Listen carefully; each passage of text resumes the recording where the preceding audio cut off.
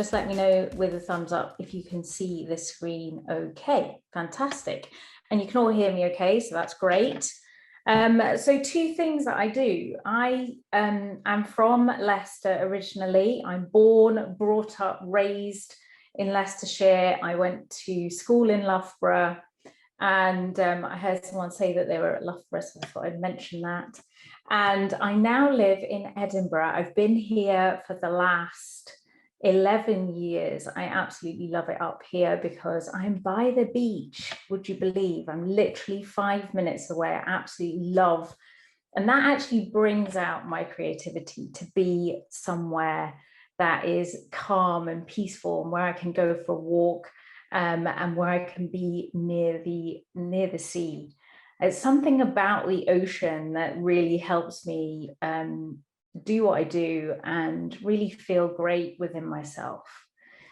So my tagline is create your killer mindset, and I'll tell you a little bit about why that is the case. I started working on myself and personal development about 10 years ago when I moved to Edinburgh, because I realized that after having moved here, my passion after studying optometry at Manchester University was actually helping people overcome their limiting beliefs and helping them overcome imposter syndrome and anxiety.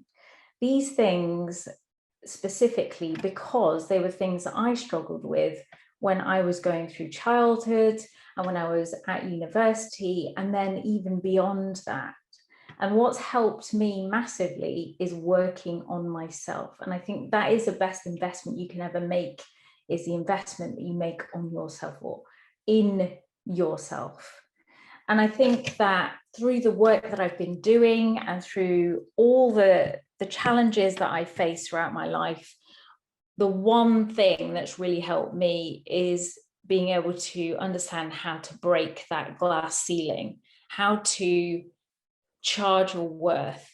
And through NLP and hypnosis, it has definitely helped me be the person I am, and also have coaches and mentors in the right areas, and also create a community. So from Mindset by Pinky, netwomen.co was born, which is a community which is really raising the bar for women. It helps women really be in a group that is like-minded, where we can share our experiences, our failures, and celebrate our wins as well, which is really important that we do that, because many of us don't. And I'll explain more about that later on in my presentation. So here are the things I'm going to talk about. Negotiating imposter syndrome. What is it? How has it shown up for you? Because this is really relevant as to why you're not charging your worth and why you're feeling the way that you feel. And I've done a little bit of research on creatives and how imposter syndrome tends to show up more in creatives than it does in other sectors. And again, I'll tell you a little bit more about that in a moment. Okay, let's talk about what is imposter syndrome first of all. It's when somebody is confident and successful, and yet they convince themselves that they're not good enough despite the external evidence. And I'm talking about those skills, the qualifications that you've all gone and got, or you're in the middle of, in the process of, and now you're sitting there going, I feel like a fraud. I feel like I'm going to get found out, and somebody else is out there, knows what they're doing, but I don't. And if that feels like what it is for you, and then please just drop in the chat, yes, you get that, you know where that feeling's coming from. And sometimes that criticism that you get is just too painful to put yourself out there. So here are the stats. 70% of women struggle with imposter syndrome at some point in their lives. That's feeling like a fraud, feeling like you're not enough, feeling like you're going to get found out. 52% of C-level executives suffer with imposter syndrome as well. And that's men and women. And that's a recent article from Forbes magazine. And it seems that the higher up the ladder you go, the more lonely and crippling it gets. And imposter syndrome gets worse. So, and the reason why I'm sharing that with you is because please don't think that as graduates and just qualified or just being at university, that you are the only people going through this, because you are not. You are not alone. There are other people who are way up higher than you and have done so much more and are more experienced and are still struggling with this and this feeling of imposter syndrome. So what's the triggers? The triggers are fear, stress, anxiety, and perhaps performance issues. So you could be at work, or you could be working from home, you could be remotely working, but it's then translating into your home life. And we were talking a little bit before everybody came on about work-life balance. Does it even exist? Who knows? The root of imposter syndrome in creative businesses is that false belief that your art or your work is not worth money because someone might not like it. And the quality that separates a recreational artist, or someone that does this as a hobby, from someone who's professional, is that the professional feels that it's worthy of getting paid for whatever work it is. And your work is subjective, right? As a creative, your work is subjective. Some people like it, some people don't. That's how creatives work. That's my understanding. Please correct me if I'm wrong there.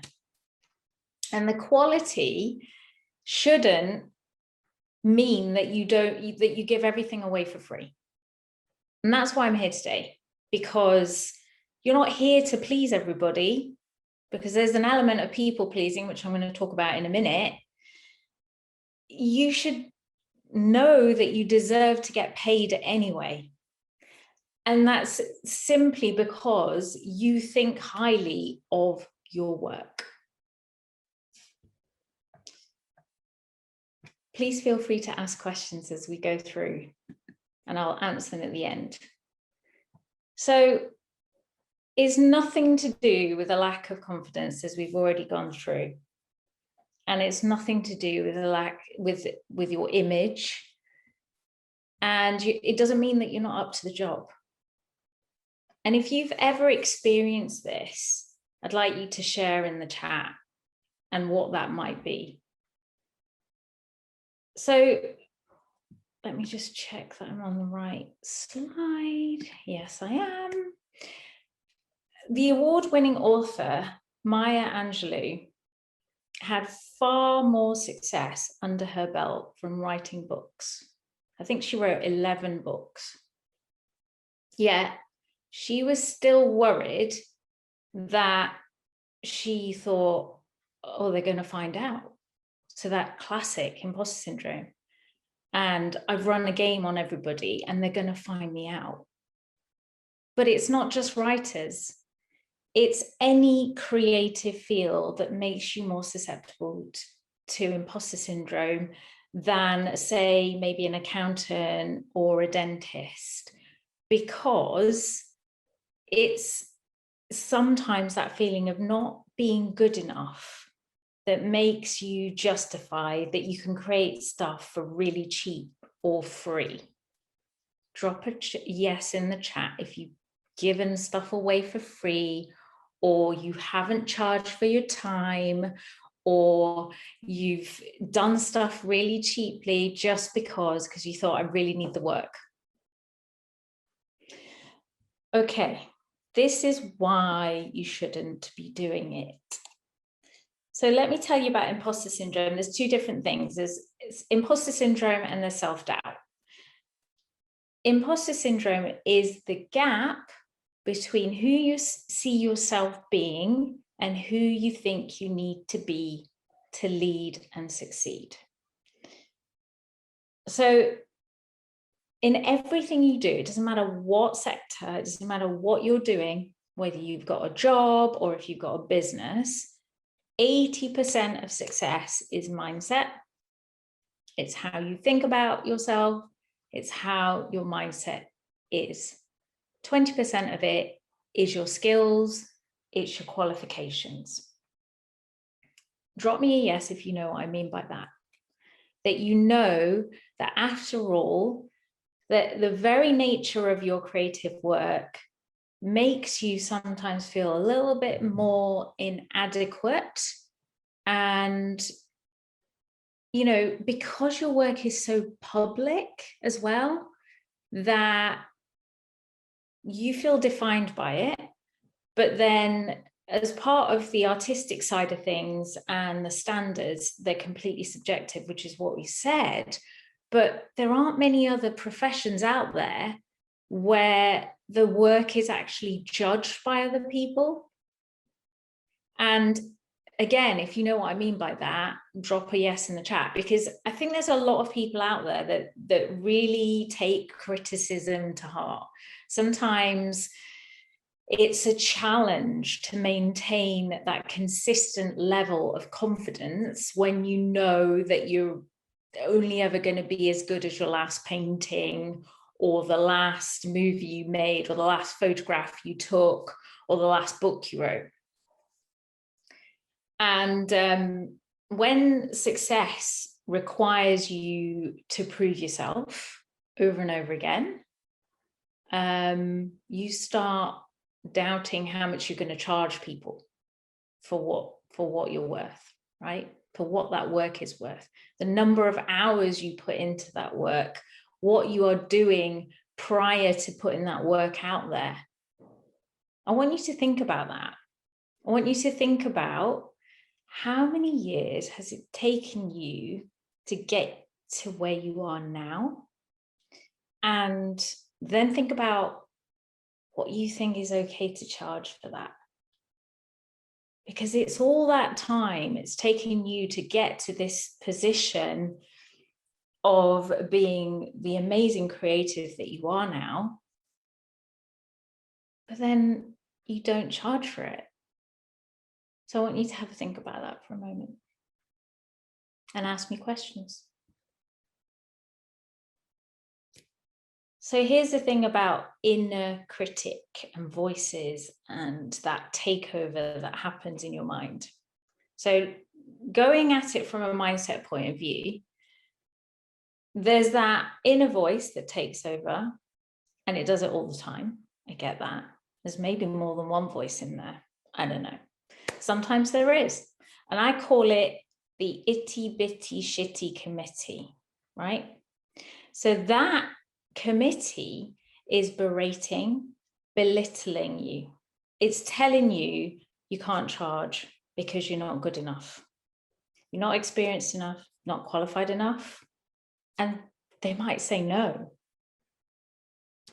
And often as women, I can speak from personal experience here, that we tend to put ourselves down before we even start. And we just talk ourselves out of stuff. I mean, we do it all the time. I want you to have a think about how you talk to yourself, not, you know, how you talk to other people. I want you to think about that inner voice and ask yourself, what is that voice say? Is it a kind voice or is it a critical voice? Is it a voice that, you know, that you would probably be talking to your best friend with or your child? Because I bet it's not. I bet it's a really horrible voice that's putting you down. And so there's an element here where you might have read the books, you might have done the podcast, you might have done all the online courses and done all the affirmations, but you're still feeling that element of imposter syndrome because that voice is still there and it's taken over. And if that is the case, I want you to let me know in the chat. There is an element of fear of failure. And I want to talk to you about the 4 Ps now, because these are the things that are controlling your mindset.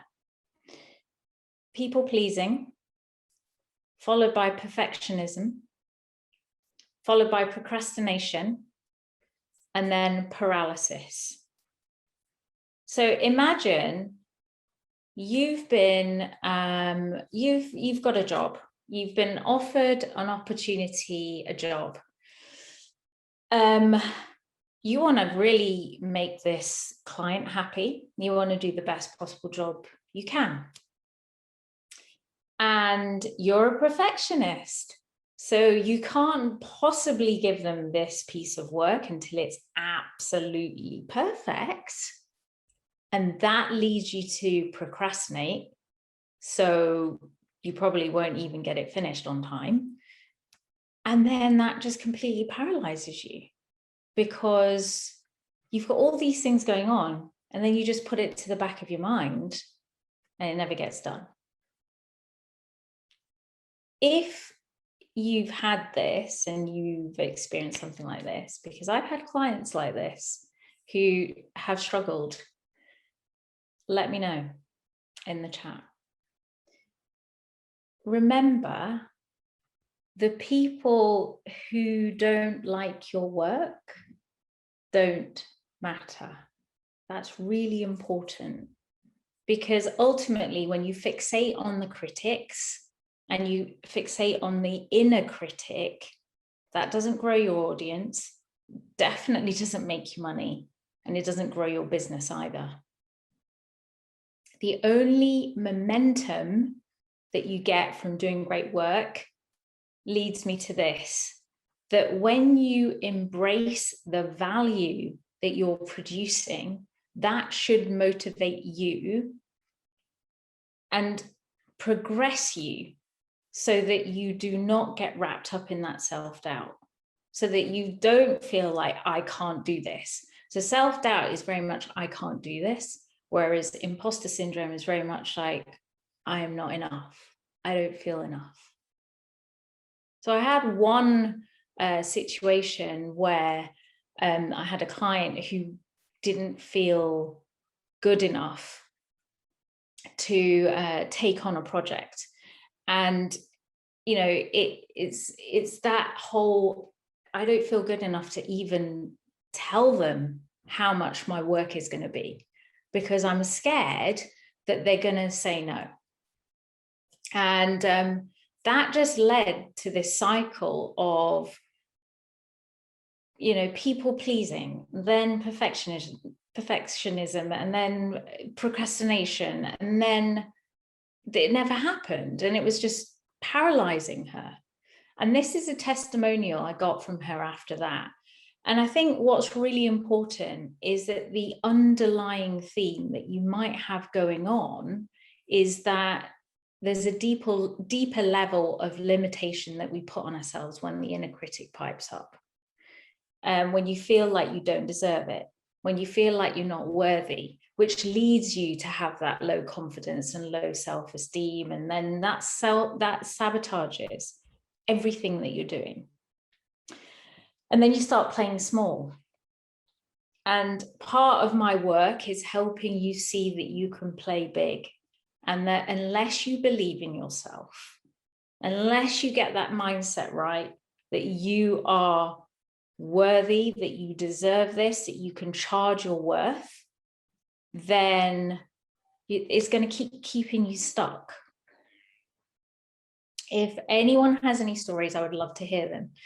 You can put them in the chat or share them. Sam, please keep me right on the timing, because I can just waffle on for a very long time about this, because I absolutely love this.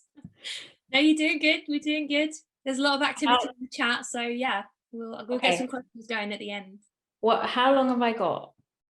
Okay, yeah, just keep going for another, like, I don't know, 5-10 minutes if you want. Okay, cool.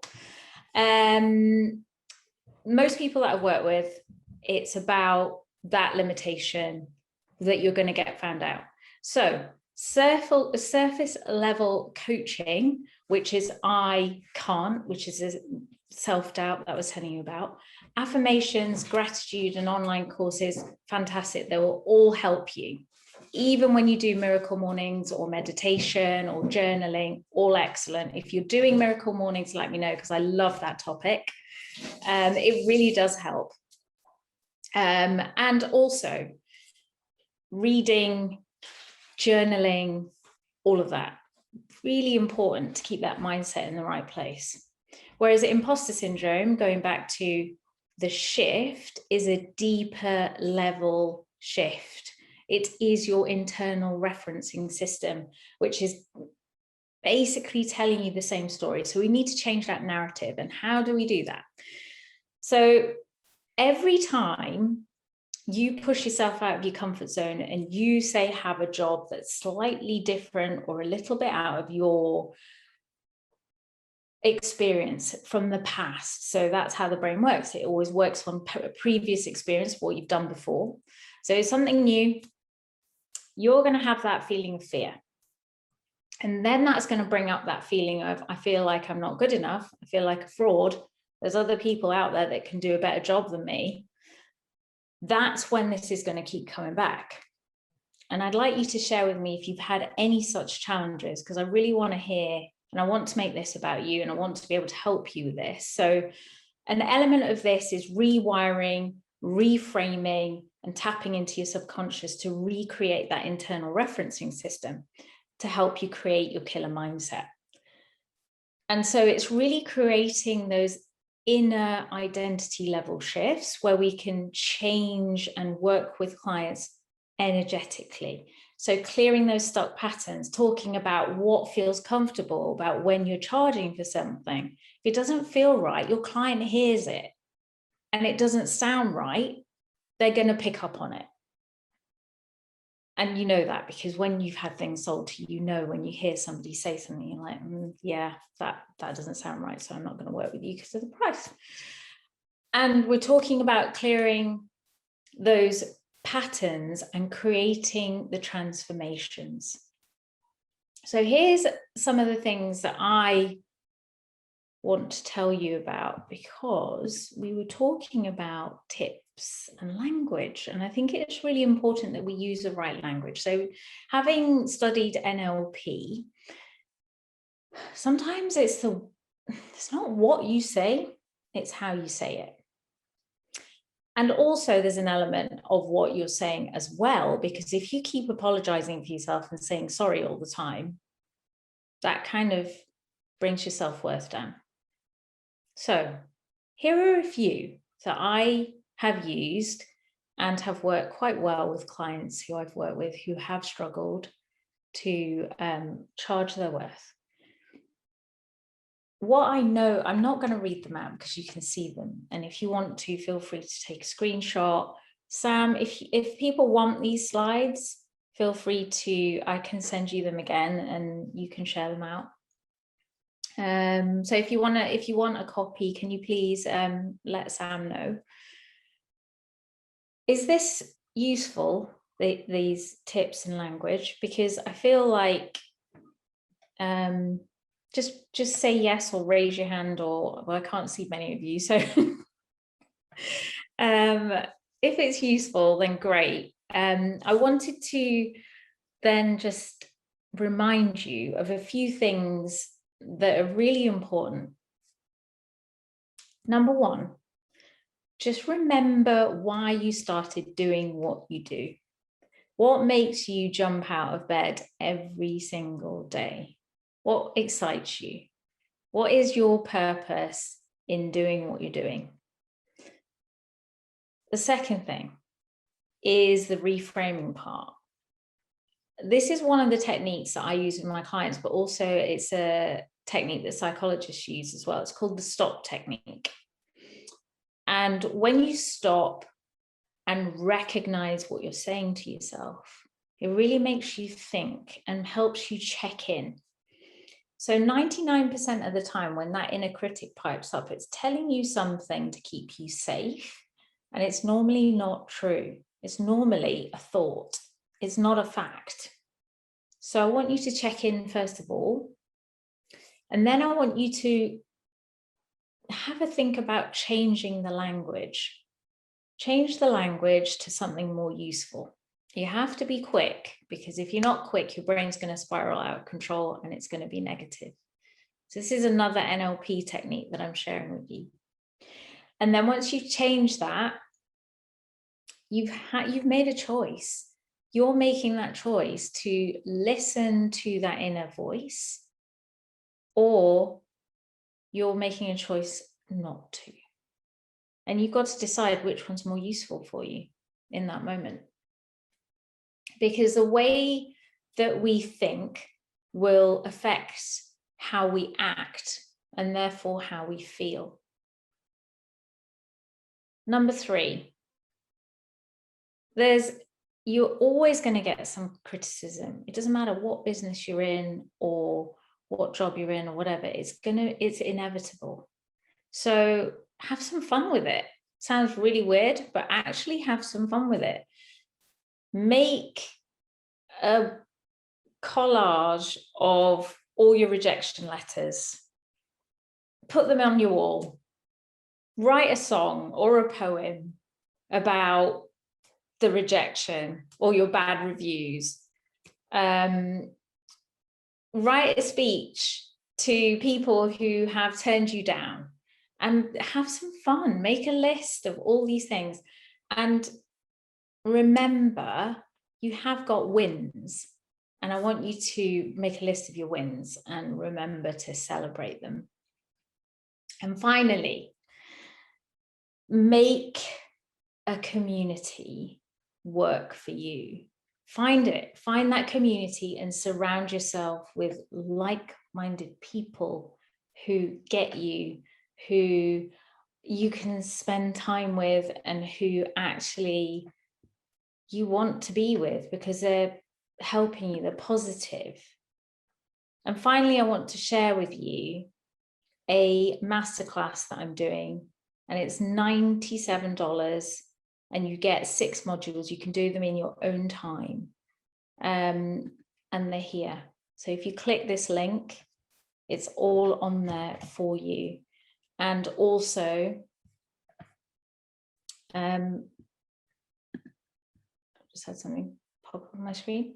Netwomen.co is a community where you can achieve your killer mindset. We do mastermind groups, networking, coaching, mentoring. It's very affordable. It's £29.99 a month, pounds. I'm not sure if everyone's in the UK. We have got quite a lot of US members. If you're into tech, we've just collaborated and we've partnered with Women in Tech, which is a global organization, and women leaders as well in tech. So please follow us, netwomen.co. We're on Instagram, we're on Facebook. We've also got a website as well. So have a look at what we're doing. And if you want to get in touch with me and want to know more and have a chat with me, it is included in the Net Women Club, which is that link in the middle where you can have a chat with me as well as get those 6 modules. Thank you so much for listening. I'm going to stop screen sharing now. I hope that's okay for time. Yeah, that's perfect. Thanks so much, Pinky. And I've put those links in the chat for everybody as well. So yeah, do feel free to, connect with each other and start networking and stuff. So yeah, I mean, Tiffany, Simone, I don't know if you want to start asking them some questions. We had 2 questions that I think were quite art related. So maybe Sam, you'd be better to answer those about like pricing for artwork. But for you, Pinky, I was wondering maybe you could tell us more about where to find that community of like-minded people that you were mentioning. Do you have any kind of platforms that you would suggest for that? Well, obviously netwomen.co is the platform to be. I think really try it out, because you're never going to know unless you try it out. Go to a few events, see what you think. The majority of things are online right now. with netwomen.co, we're remaining online because we are a global organization, so we can't possibly be everywhere, especially now. So try it, check it out, even if it's, you know, £10 or something, just to go along to one event, just see what it's like. We offer that as well with netwomen.co. So yeah. Cool. So the question about pricing, it was from Will. He asked kind of what tips would you give to a junior illustrator in particular? So how would you price your work? And as you said, maybe Pinky, you could also talk about that based on years of experience. So how much you invested, as you said, into your growth and your skills and all of that. So how would you go about finding your price? Should I answer that? Sam, I'm actually, like I said, I'm not creative, so I have no idea where you would start with that. I guess you would find out who, you know, other people who are illustrators who have been in the business for longer than you, look at what they're charging, perhaps look at what someone who's new would charge. I'm not sure if you would charge differently if you've got different levels of experience. I guess from my point of view, when I started charging for my work, I started off at a place that was comfortable for me. And then I ramped up my prices because I knew that I had the knowledge, the skills, and the qualifications, and I believed in myself. I think there's just a key there, that if you believe in yourself, and it doesn't matter if you've just come out of university or if you've been qualified for 10 years, if you believe in yourself, you charge what you think is right for you. Yeah. And that is sorry. really important. Sorry, Tiffany, go on. I was just going to say, and maybe a good way to find that price is to reference, as you said, like other creatives in your industry that are getting paid similar things for similar artworks that you think you are worth as well, the same. Yes. Yeah, I should probably say our previous takeover was actually by 3 freelance illustrators. So I will dig out a site, because they did recommend a site where you can see lots of other illustrators' rates. And I mean, to be honest, yeah, it's kind of like comparing what other people are charging mixed with what you need to charge to survive. You know, what are your outgoings, what are your bills, and all the rest of it. So it's kind of finding that happy medium. But yeah, while we're on here, I'll try and dig it out for you and put it in the chat if I can find it. Okay, we also had the question from Yomi, who wanted me to ask you about when she's kind of in the wrong work environment, she's ended up working a job that she's not exactly happy with. How does she find her way back to the most appropriate workplace and finding a job that she feels like people are paying her what she's worth and she's doing what she thinks she's worth? Wow, that's a big question. It's a proper life changer, that one. Yomi, you can book an appointment with me to talk about that personally, on a personal level, but as a kind of, I don't want to give like a blanket response because I feel like it's a very bespoke question. I think certainly in that situation, you've got to ask yourself, what's your purpose? What's your passion? Do you really love what you're doing? Because if you don't, then you're not doing the right thing. You really do need to love what you're doing. I mean, for me, I'm very much the kind of person that I am going to do what I do because I love what I do for the rest of my life. And you've got to ask yourself, if I wasn't going to get paid for what I'm doing and I'd still do it, which is what you guys are doing, don't do that. I'm just saying that if you are going to feel like you can just not charge anything, what is that? What would you do if you know, we're going to do stuff for free? For me, it's certainly what I do, you know, the coaching side, empowering women and creating the community that I have is my absolute passion. And I actually do not mind if I never got paid for it, but I do, because I still need to put food on the table, just like you still got to pay the bills, you know, keep a roof over your head. So have a think about that, because when it is that feeling of when you love what you do, you don't work another day in your life.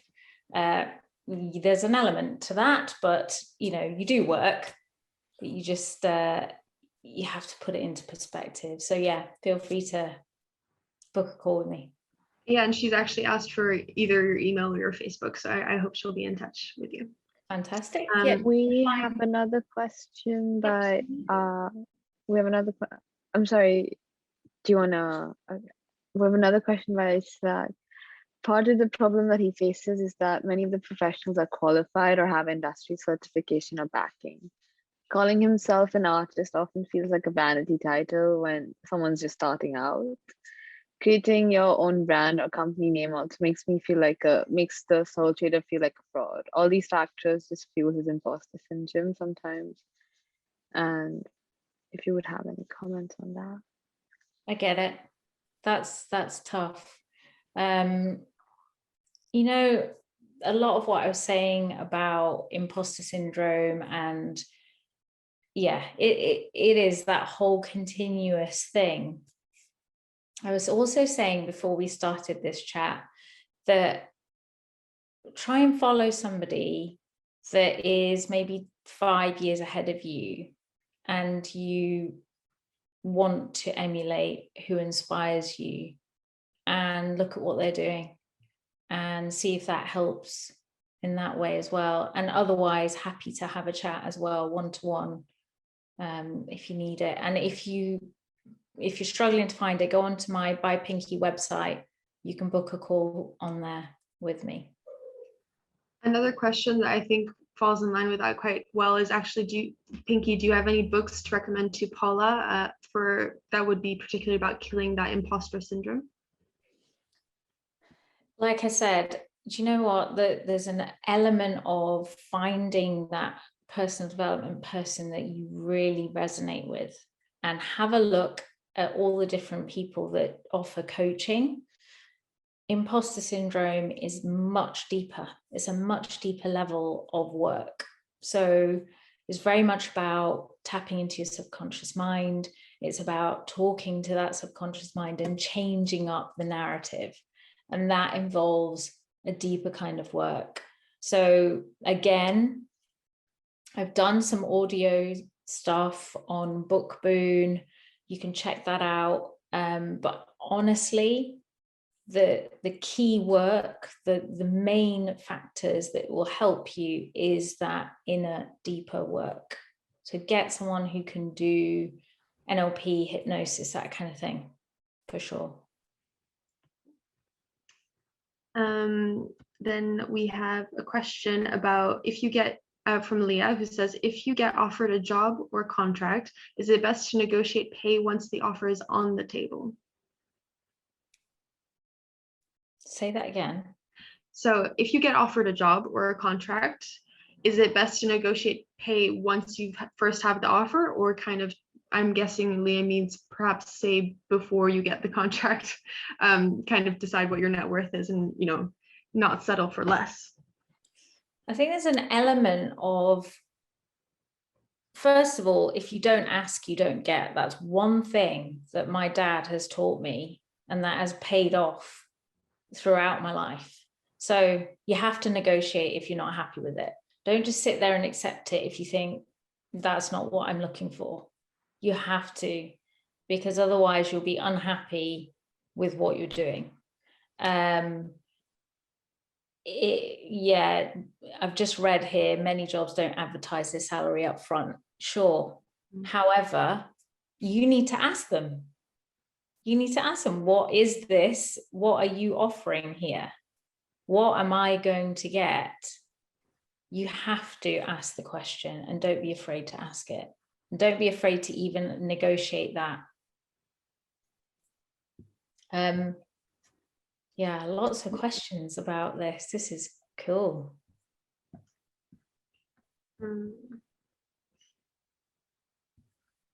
So that is a super annoying thing, isn't it, when people put a job up and they don't put how much is paid? It's like first, what I would firstly say is, do not put the effort in by writing a covering letter and sending in a polished CV if it's not going to be worth your time or your effort or your energy. Find out, first of all, what they're going to pay you, because you're not working for free. We're going back to the same thing. Remember, you're not working for free. For those of you who are working for free, please stop that. Simone shared a story about her charging her friend who didn't want to pay, and she said she wasn't going to do the work. Simple as that. Have some boundaries. This is another thing. Have some boundaries. Say no when it doesn't feel right. And I feel like I have a follow-up question to that. So if you've ended up in work and you've kind of settled for less, how would you broach a conversation with an employer, say, to ask for more? You have to justify. You have to be able to justify why you are going to need to be paid more. So have a response that will back up what you are trying to negotiate. So the element of negotiation is for them to give you a value and for you to say, actually, no, that's not my rate. That's not what I expect for the level and the quality of work that I provide. You need to say what you do that makes you do what you do better than anybody else. And that's another thing that many creatives don't do. Shout about what they do and celebrate and go, that's my work. This is what I'm good at. You're not going to get anyone else that is good as me who's going to perform like this and do this work. So this is what I charge. And I think Yomi is kind of asking a good, even better follow-up question to what you've just said. So if you've told them this is what I'm worth and they say no to you, where can you go from there? Something else will come up. There are other opportunities out there.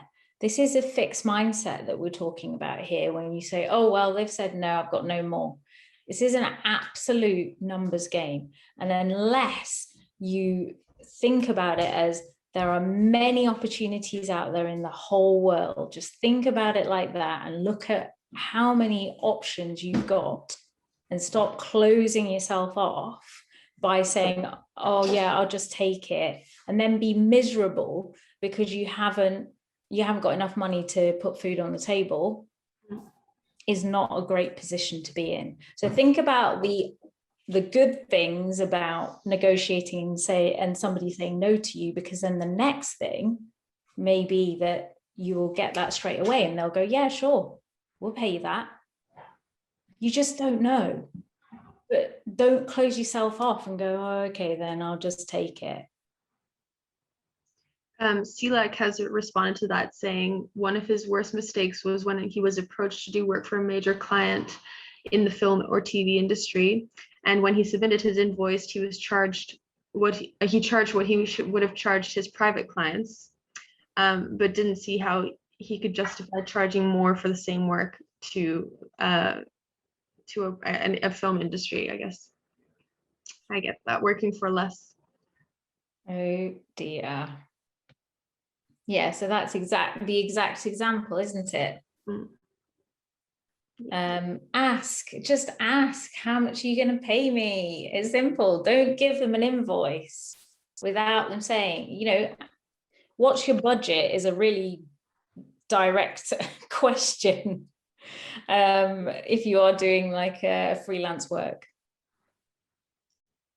And I think another part of a question that Will asked earlier was, how do you get noticed with your artwork, and how do you share your art and kind of get yourself seen? Wow. Social media is where I would start. Again, I'm not industry specific, but certainly from what I know is that people love to see behind the scenes stuff, and those kind of videos get seen a lot. People love that. What you do, what are you up to as a creative? If you make candles, you want to see what's going on behind the scenes, or if you're making some cool art on canvas, how's that going on, and speed it up and stuff like that. So that kind of fun stuff. Sam, you might be better at answering that.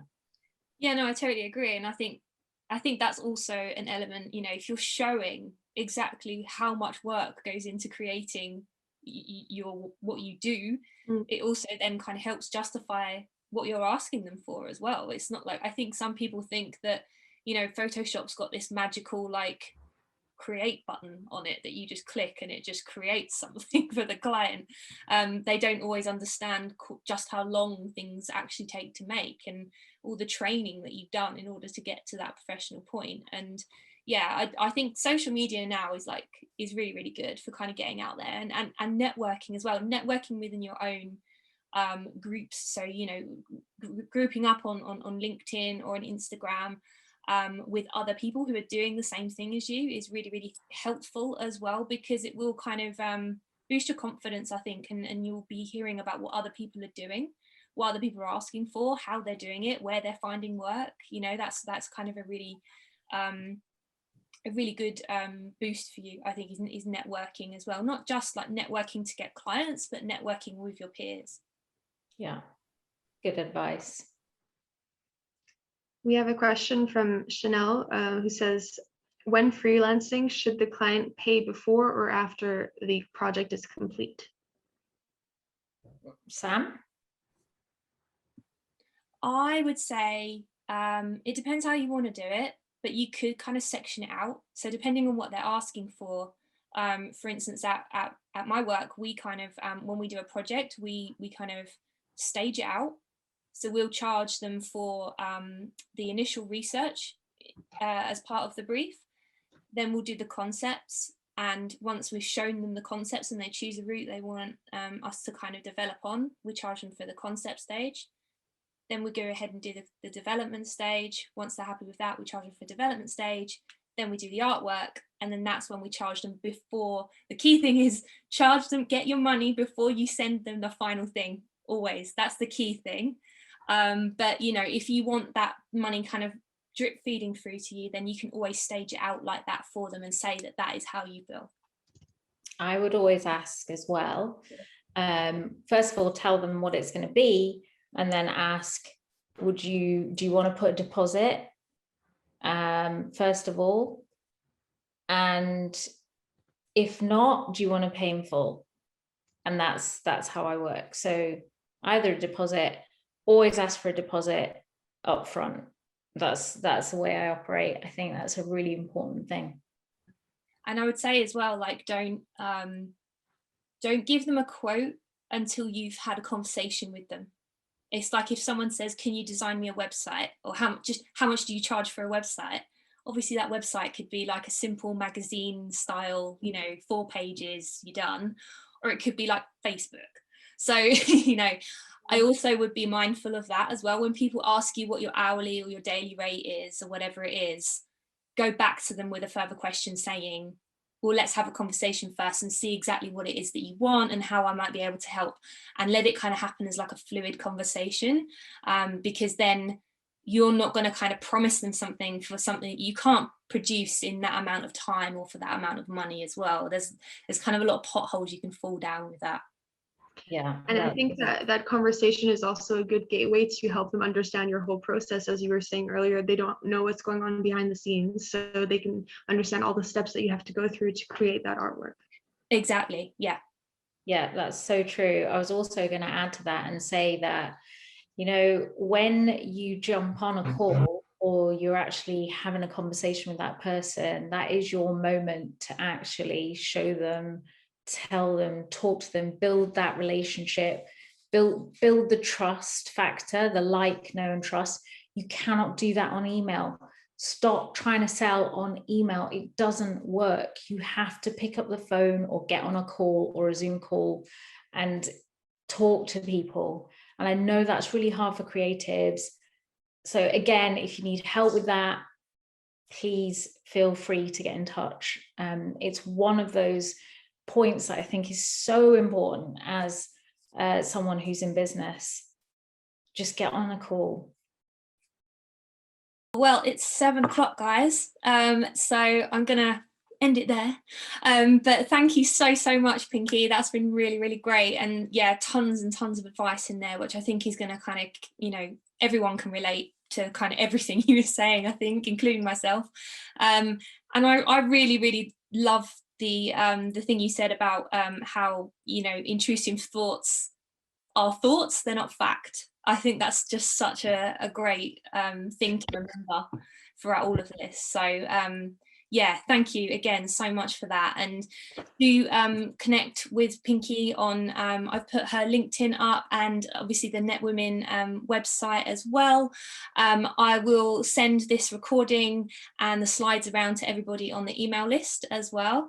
And thanks to Tiffany and Simone, our student hosts for today, or graduate hosts now for today. Thanks so much. And yeah, thanks for all your questions as well. It's been really great. And yeah, again, power of networking. Do connect with us all, get chatting, jump onto ternheads.com, upload your work, jump in the forum. And if you really like this event as well, do come along to more of them. We cover a different subject each time, try and do them every other week. And I'll be producing some more as well that are hopefully a bit more interactive to help with portfolios and stuff like that as well. So yeah, thanks again, Pinky. And I'm sure we will speak to you again on another Student Takeover.